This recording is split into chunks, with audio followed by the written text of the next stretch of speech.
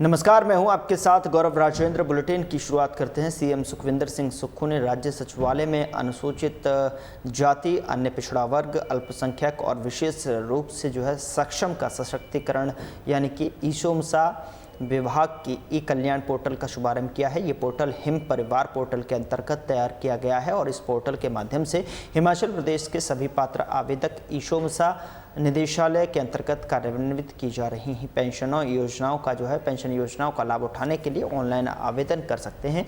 इस अवसर पर सीएम ने कहा कि प्रदेशवासियों को सामाजिक सुरक्षा पेंशन प्रदान करना राज्य सरकार की सर्वोच्च प्राथमिकताओं में से शामिल है और प्रदेश सरकार कल्याणकारी राज्य की अवधारणा के अनुरूप और अनुसार कार्य करने की विश्वास रखती है। उन्होंने कहा कि वर्तमान में प्रदेश में सामाजिक सुरक्षा के लिए 8 पेंशन योजनाएं कार्यान्वित की जा रही हैं और पिछले वित्त वर्ष के दौरान इस पेंशन योजनाओं पर 1410 करोड़ रुपए व्यय किए गए, जिनसे 8,24,928 व्यक्ति लाभान्वित हुए हैं और इस वित्त वर्ष के दौरान सामाजिक सुरक्षा पेंशन योजना में 37,000 नए लाभार्थियों को शामिल किया जाएगा।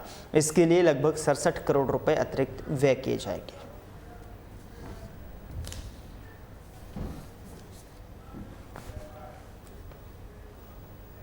हिमाचल प्रदेश पर्यटन विकास निगम ने एक बड़ा फैसला लिया है, जिसके तहत अब पर्यटन निगम के होटल खुद खाद्य पदार्थों और अन्य सामान की खरीद नहीं कर सकेंगे, बल्कि हिमाचल खाद्य आपूर्ति विभाग ये सामान पर्यटन निगम के होटलों को मुहैया करवाएगा। सेंट्रल बाइंग यूनिट यानी कि CBU के तहत खरीदारी की जाएगी। अब तक होटल के मैनेजर ही खरीदारी करते थे। इसको लेकर पर्यटन निगम और खाद्य आपूर्ति विभाग के बीच में करार हो गया है। ये खरीद हर साल 30 से 40 करोड़ की है। ये जानकारी शिमला में पत्रकार वार्ता के दौरान पर्यटन निगम के अध्यक्ष RS बाली ने दी है।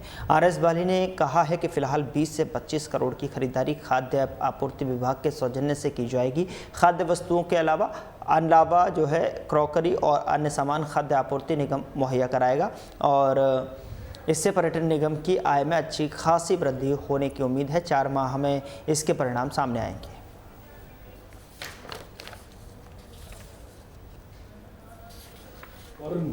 नागरिक नेपाली और UAE के 2 नागरिक, जिनको 26 नागरिकों को एक निर्मम हत्या की गई और उग्रवादियों ने, आतंकवादियों ने हमारे भोले भाले नागरिकों के ऊपर गोलियां मार के उनकी हत्या कर दी। हमारी संवेदना, हिमाचल प्रदेश की संवेदना और देवभूमि से मैं पूरे देश को कहीं ना कहीं, क्योंकि देश इस घटना की कहीं ना कहीं निंदा करता है और मुझे पता है कि पूरा देश इसमें एकजुट होकर इकट्ठा खड़ा है और जो भी निर्णय देश की सरकार, भारत की सरकार। राज्य स्तरीय हरोली उत्सव में सामाजिक जन जागरूकता को लेकर किए जा रहे विविध आयोजनों के क्रम में सोमवार को सड़क सुरक्षा और नशा मुक्ति जागरूकता मैराथन कराई गई और प्रदेश के परिवहन और खेल विभाग की ओर से संयुक्त रूप से आयोजित इस मैराथन के उप मुख्यमंत्री मुकेश अग्निहोत्री ने हरी झंडी दिखाकर रवाना किया और हिमाचल प्रदेश के सबसे लंबे पुल हरोली रामपुर पुल पर आयोजित इस दौड़ में लड़के लड़कियों के जूनियर और सीनियर वर्गों में लगभग 200 बच्चों ने भाग लिया है।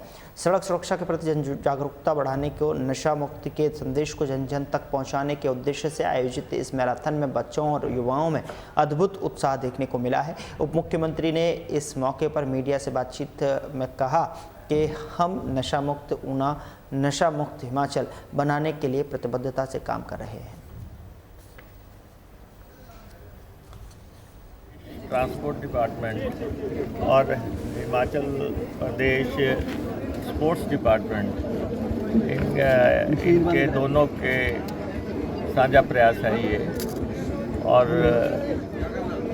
रोड सेफ्टी के तहत हमारे ये कार्यक्रम हो रहा है, जिसका कि आयोजन स्पोर्ट्स डिपार्टमेंट करवा रहा है और मैराथन है बच्चों की।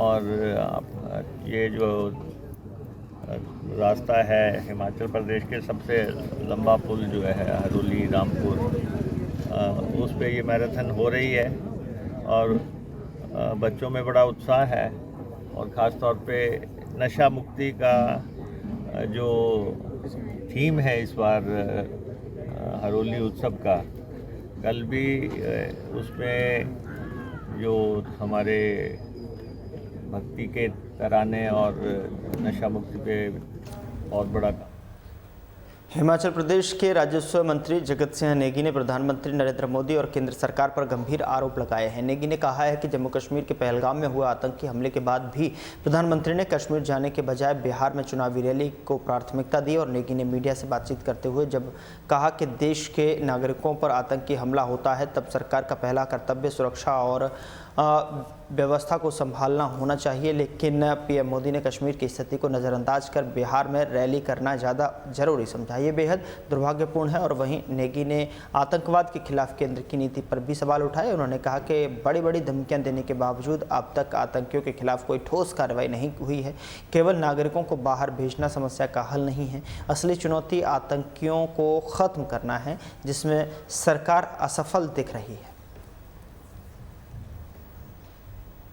अरे जिसको आप यहाँ से वीज़ा कैंसिल कर रहे हैं तो उनको भी तो समय चाहिए ना जाने के लिए। कोई किसी जगह पे होगा, कोई किसी अपने जो रिश्तेदारों के पास होगा तो निकलेंगे वो। पर क्या आपको लगता है कि खाली इन 10 आदमी को भेजने से आपका आतंकवाद ख़त्म हो जाएगा? पाकिस्तान के ऊपर आपने बहुत बड़ा कहर कर दिया क्या?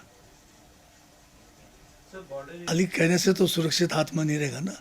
तो फिर अगर सुरक्षित हाथ में था तो ये पहलगाम का इतना बड़ा जो है कांड कैसे हो गया? इससे पहले जो है आपका फुलामा का हुआ, तो हर जगह पे अब कुछ न कुछ बड़े बड़े जो है आतंकी कांड होते जा रहे हैं। परंतु फिर भी आप कह रहे हैं कि हम सुरक्षित हैं। कैसे सुरक्षित हैं? देश की सीमाएं जो है सुरक्षित नहीं है, देश के लोग सुरक्षित नहीं है।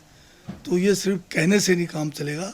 आज पूरा दुनिया जानता है कि हिंदुस्तान में ना तो सीमाएं सुरक्षित है, ना तो यहाँ के लोग सुरक्षित हैं।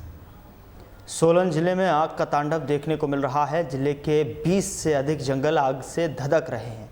सोलन के साथ लगते धरोट के जंगल में बीती जो है दिन से आग लगी हुई है। वन विभाग के वन रक्षक सहित वन मित्र दिन रात एक करके स्थानीय लोगों के साथ में आग पर काबू पाने का भरसक प्रयास कर रहे हैं, लेकिन अभी तक आग पर काबू नहीं पाया गया है। इसके अलावा देलगी और सायरी परवाड़ू के जंगल भी आग से धधक रहे हैं। होमगार्ड के कमांडेंट संतोष शर्मा ने बताया कि सोलन जिले में 15 से अधिक स्थानों पर आगजनी की घटनाएं दर्ज हुई हैं। ये लोगों की लापरवाही का नतीजा है। उन्होंने कहा कि अग्निशमन विभाग की गाड़ियां तैयार हैं, पानी की समुचित व्यवस्था है। इसके अलावा सभी होमगार्ड के जवानों की छुट्टियां कैंसिल कर दी गई हैं। उन्होंने लोगों से भी आपात स्थिति में तुरंत अग्निशमन विभाग को कॉल करने की अपील की है।